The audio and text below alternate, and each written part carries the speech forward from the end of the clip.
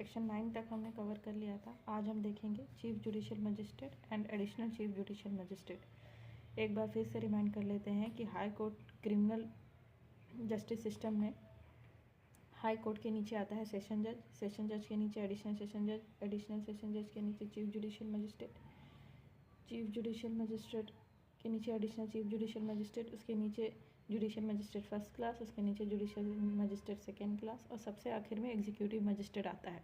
आज हम देख रहे हैं चीफ जुडिशियल मजिस्ट्रेट और and additional chief judicial magistrate जो कि सेशन जज और एडिशनल सेशन जज के नीचे आता है। सेक्शन 1 में क्या कह रहा है? इन एवरी डिस्ट्रिक्ट, हर डिस्ट्रिक्ट में high court shall appoint, high court appoint करेगा a judicial magistrate of first class को to be chief judicial magistrate. Judicial magistrate first class में से ही चीफ जुडिशियल मजिस्ट्रेट अपॉइंट किया जाएगा हाई कोर्ट के द्वारा।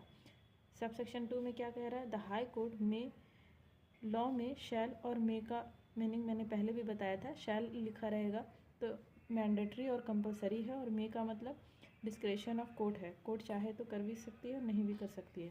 तो हाई कोर्ट में हाई कोर्ट अपॉइंट कर सकती है any judicial magistrate of first class, किसी judicial magistrate of first class को additional chief judicial magistrate, and such magistrate मतलब additional chief judicial magistrate shall have, उसके पास होगा ऑल और any of the power of a chief judicial magistrate. और additional chief judicial के magistrate के पास सारा पावर होगा जो चीफ जुडिशियल मजिस्ट्रेट के पास दिया गया है अंडर दिस संहिता और under any other law for the time being in force, या किसी दूसरे लॉ में भी जो पावर चीफ जुडिशियल मजिस्ट्रेट को दिया गया है वो एडिशनल चीफ जुडिशियल मजिस्ट्रेट के पास भी होगा।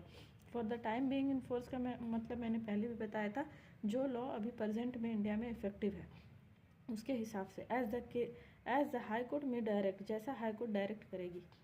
सब सेक्शन 3 में हम देखेंगे द हाई कोर्ट में डिजिग्नेट, हाई कोर्ट जो है अपॉइंट कर सकता है किसी judicial magistrate of first class को इन एनी डिवीज़न, किसी भी डिवीज़न में as sub divisional judicial magistrate and relieve him, और उसको फ्री कर सकता है, मुक्त कर सकता है, रिलीज़ कर सकता है ऑफ द रिस्पॉन्सिबिलिटी से स्पेसिफाइड इन दिस सेक्शन, जो इस सेक्शन में दिया गया है, एज ओकेजन रिक्वायर्स, जैसे ज़रूरत हो उस हिसाब से। सब सेक्शन 4 में क्या कह रहा है? Subject to the general control of chief judicial magistrate, chief judicial magistrate के कंट्रोल के अधीन रहते हुए एवरी सब डिविजनल जुडिशियल मजिस्ट्रेट, जिसके बारे में अभी जिसका अपॉइंटमेंट सब सेक्शन 3 में हुआ है, उसके पास शैल ऑल्सो हैव, उसके पास भी पावर होगा एंड एक्सरसाइज करेगा वो पावर ऑफ सुपरविजन, मतलब निगरानी करने का और control over the work of the judicial magistrate, और जुडिशियल मजिस्ट्रेट के काम पे कंट्रोल रखने का पावर होगा सब डिविजनल जुडिशियल मजिस्ट्रेट के पास भी। Other than additional chief judicial magistrate, additional chief judicial magistrate के अलावा जो जुडिशियल मजिस्ट्रेट है सबके ऊपर निगरानी का पावर होगा।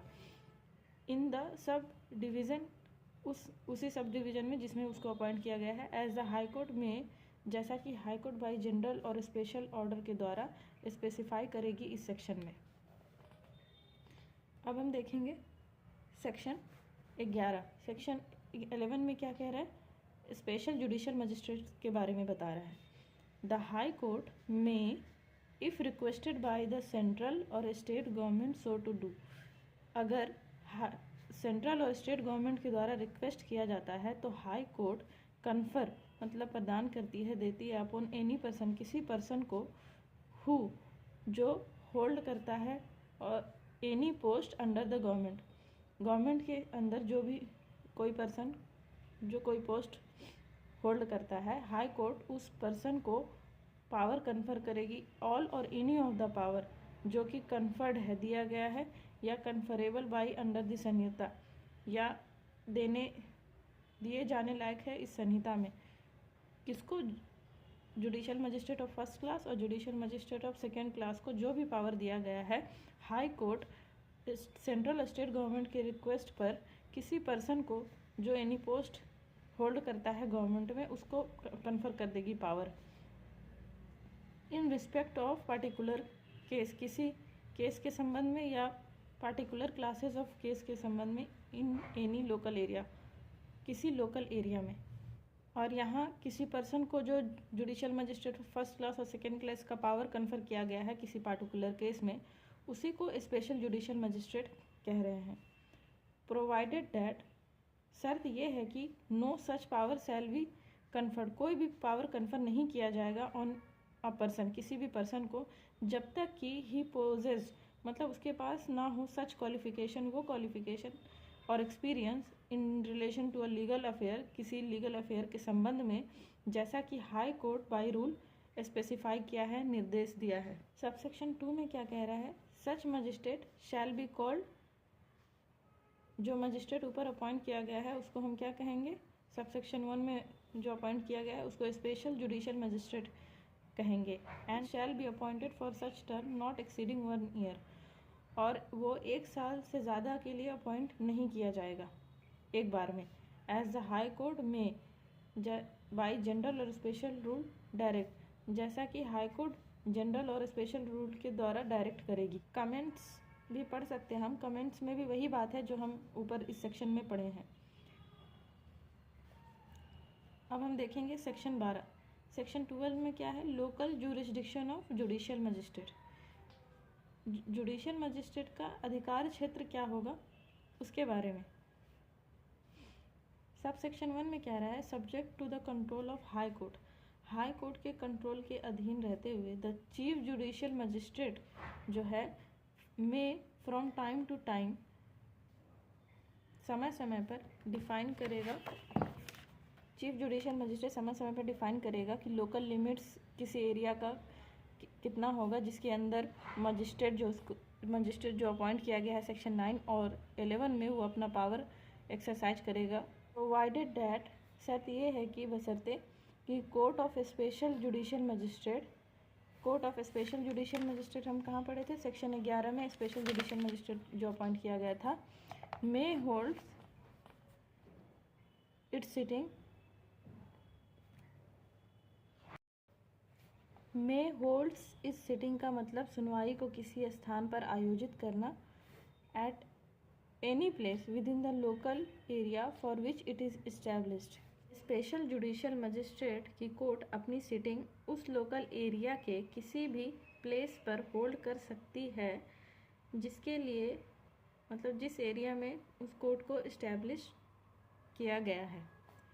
सब सेक्शन 2 में हम देखेंगे accept as otherwise provided, except as otherwise provided by such definition, जब तक कि उस डिफिनेशन में अलग से कुछ मेंशन ना किया गया हो, द जुरिस्डिक्शन जो कार्य क्षेत्र है, and power of every such magistrate, और पावर जो है सारे मजिस्ट्रेट का, shall extend throughout the district, वो पूरे डिस्ट्रिक्ट पे मजिस्ट्रेट का पावर होगा जब तक कि डिफिनेशन में अलग से कुछ मेंशन ना किया गया हो। सबसेक्शन 3 में क्या कह रहा है? Where the local jurisdiction of a magistrate appoint under section 9 और 11, जहाँ लोकल जुरिस्डिक्शन जो है मजिस्ट्रेट का जो अपॉइंट की गई है सेक्शन 9 और 11 में, एक्सटेंड करता है उस एरिया से बाहर जिस डिस्ट्रिक्ट में उसको ओरिजिनली वो होल्ड करती है कोर्ट, जिस डिस्ट्रिक्ट में उसको अपॉइंट किया गया है, तो बी कंस्टिट्यूट समझा जाएगा unless the context otherwise required, जब तक कि कोई किसी और संदर्भ में ना कहा गया हो। एज रेफरेंस टू, उसको समझा जाएगा as reference to court of session, और चीफ जुडिशियल मजिस्ट्रेट के रेफरेंस में समझा जाएगा जुडिशियल मजिस्ट्रेट को। सब सेक्शन 13 में क्या कह रहा है? Subordination of judicial magistrate. Subordination of judicial magistrate का मतलब है कि जुडिशियल मजिस्ट्रेट किसके अधीन आती है, किसके कंट्रोल और ऑर्डर के अधीन काम करती है। तो सब सेक्शन 1 में लिखा है कि एवरी चीफ जुडिशियल मजिस्ट्रेट, हर चीफ जुडिशियल मजिस्ट्रेट जो है शैल बी सबऑर्डिनेट, अधीन होगी टू द सेशन जज, सेशन जज के अंडर कंट्रोल होगी chief judicial magistrate, and every other judicial magistrate, और जितना भी दूसरा जुडिशियल मजिस्ट्रेट है, shall subject to the general control of session जज, सेशन जज के जनरल कंट्रोल के अधीन रहते हुए बी सबऑर्डिनेट अधीन होगी to the chief judicial magistrate. मतलब कि चीफ जुडिशियल मजिस्ट्रेट सेशन जज के अंडर आएगी, के अंडर कंट्रोल होगी, और जितना भी जुडिशियल मजिस्ट्रेट है वो चीफ जुडिशियल मजिस्ट्रेट के अंडर कंट्रोल होगी। सब सेक्शन 2 में क्या कह रहा है, द चीफ जुडिशियल मजिस्ट्रेट में चीफ जुडिशियल मजिस्ट्रेट जो है from time to time make rule और give special order. Chief judicial magistrate समय समय पर रूल बना सकती है और ऑर्डर स्पेशल ऑर्डर दे सकती है कंसिस्टेंट विद दिस संहिता, इस संहिता के हिसाब से, as to the distribution of business. Distribution of business का मतलब कि distribution of work among the judicial magistrate, judicial magistrate के बीच, जो सबऑर्डिनेट टू हिम, जो उसके अंडर कंट्रोल आता है। मतलब केसेस को बांटना कि कौन सा केस कौन सा जुडिशियल मजिस्ट्रेट हैंडल करेगा। Chief judicial magistrate time to time जो है बताएगी, डिस्ट्रीब्यूट करेगी वर्क या केस। सेक्शन 14 में क्या बात कर रहा है, एग्जीक्यूटिव मजिस्ट्रेट के बारे में। एग्जीक्यूटिव मजिस्ट्रेट, देखिए एग्जीक्यूटिव मजिस्ट्रेट जो होता है ना, वो लॉ एंड ऑर्डर मेंटेन कराता है, एडमिनिस्ट्रेटिव एंड एग्जीक्यूटिव वर्क करता है।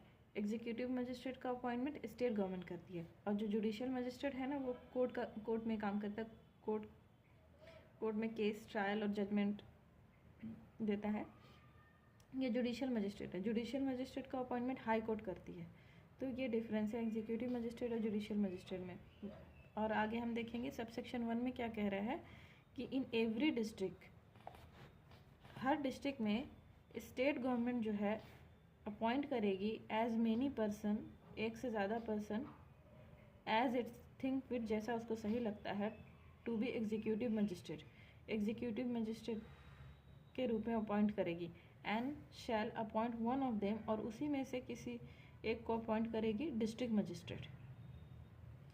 तो एग्जीक्यूटिव मजिस्ट्रेट कौन अपॉइंट करता है, स्टेट गवर्नमेंट।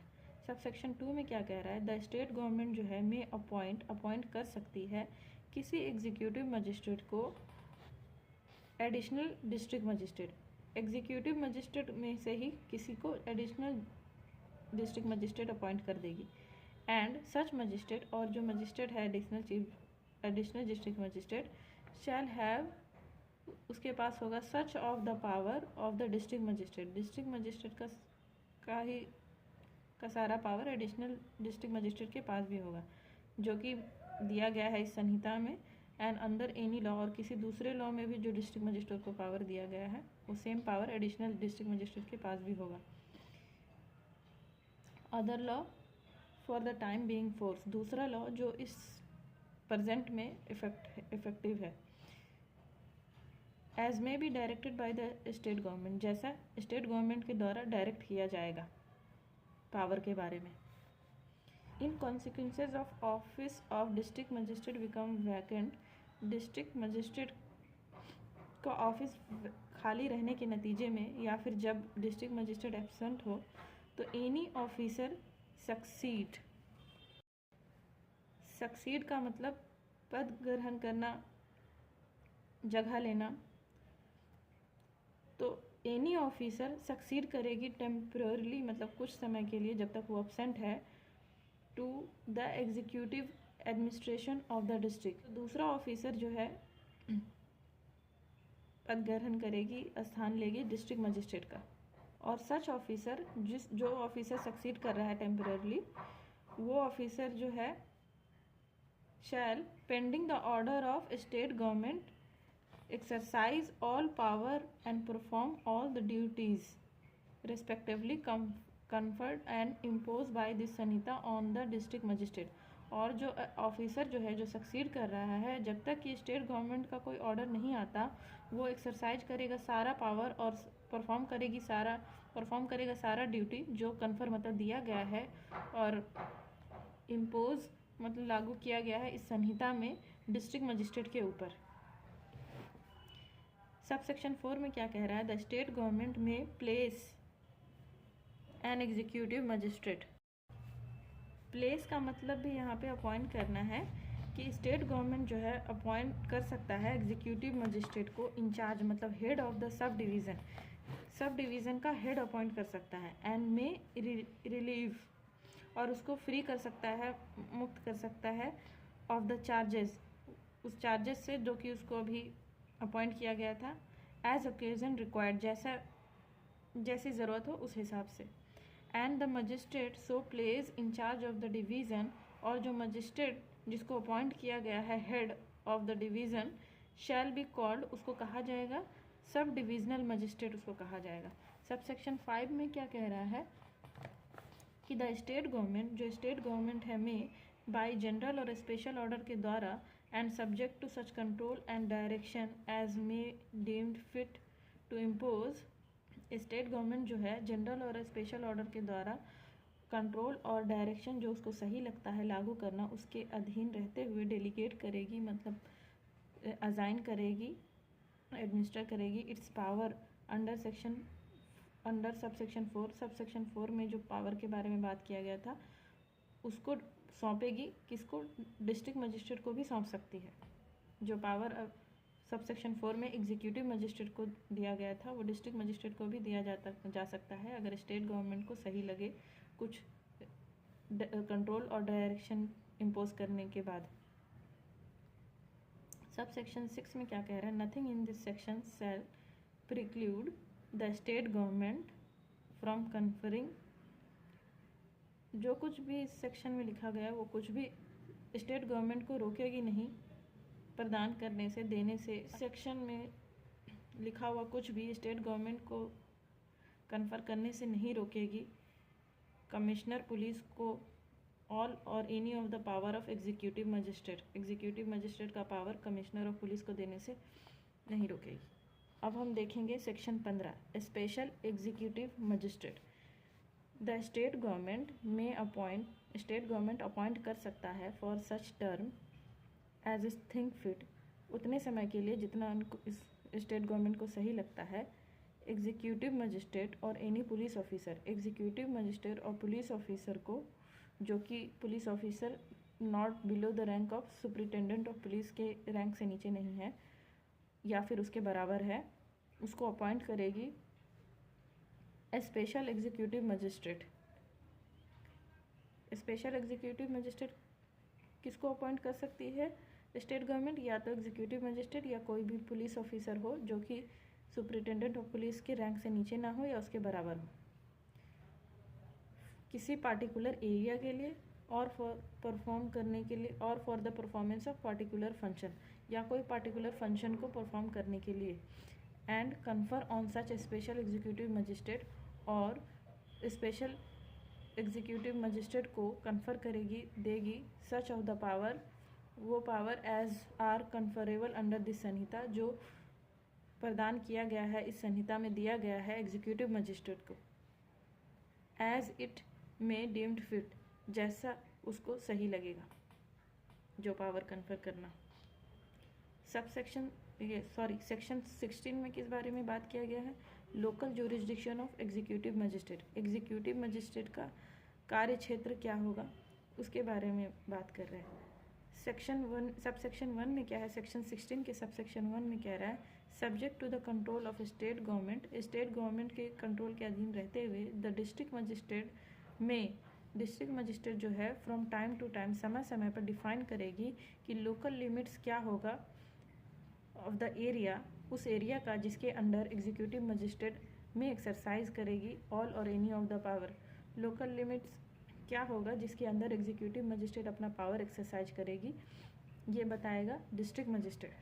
सब सेक्शन 2 में क्या है? सेक्शन 16 के सब सेक्शन 2 में कह रहा है except as otherwise provided by such definition, जब तक कि डिफिनेशन में कुछ और अलग से नहीं कहा गया हो, the jurisdiction and power of every such magistrate, jurisdiction और पावर जो है एवरी सच मजिस्ट्रेट मतलब executive magistrate shall extend throughout the district, वो पूरे डिस्ट्रिक्ट में उसका पावर रहेगा, जुरिसडिक्शन रहेगा। सेक्शन 17 में कह रहा है सबऑर्डिनेशन ऑफ एग्जीक्यूटिव मजिस्ट्रेट, मतलब एग्जीक्यूटिव मजिस्ट्रेट जो है किसके कंट्रोल एंड ऑर्डर के अधीन काम करेगी। सब सेक्शन 1 में क्या कह रहा है, ऑल एग्जीक्यूटिव मजिस्ट्रेट्स, जितने सारे एग्जीक्यूटिव मजिस्ट्रेट जो हैं शैल बी सबऑर्डिनेट, मतलब अधीन होगी, अंडर कंट्रोल होगी to the district magistrate. Executive magistrate किसके अंडर कंट्रोल होगी, डिस्ट्रिक्ट मजिस्ट्रेट के। एंड एवरी एग्जीक्यूटिव मजिस्ट्रेट जो है, और सारे एग्जीक्यूटिव मजिस्ट्रेट जो है other than sub divisional magistrate, sub divisional magistrate के अलावा एक्सरसाइज करेगी power in a sub division shall also be subordinate to sub divisional magistrate.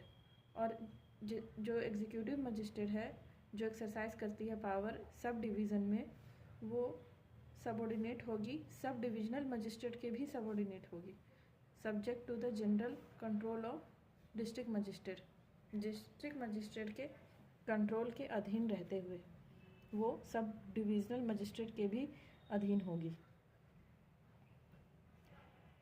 सब सेक्शन 2 में क्या कह रहा है, द डिस्ट्रिक्ट मजिस्ट्रेट में, डिस्ट्रिक्ट मजिस्ट्रेट जो है फ्रॉम टाइम टू टाइम, समय समय पर रूल बनाएगी और गिव स्पेशल ऑर्डर, और स्पेशल ऑर्डर देगी कंसिस्टेंट विद दिस संहिता, जो इस संहिता के हिसाब से हो, एज टू द डिस्ट्रीब्यूशन और एलोकेशन ऑफ अ बिजनेस, मतलब distribution of work among the executive magistrate के बीच काम का बंटवारा कौन करेगी, डिस्ट्रिक्ट मजिस्ट्रेट करेगी, जो सबऑर्डिनेट है डिस्ट्रिक्ट मजिस्ट्रेट के।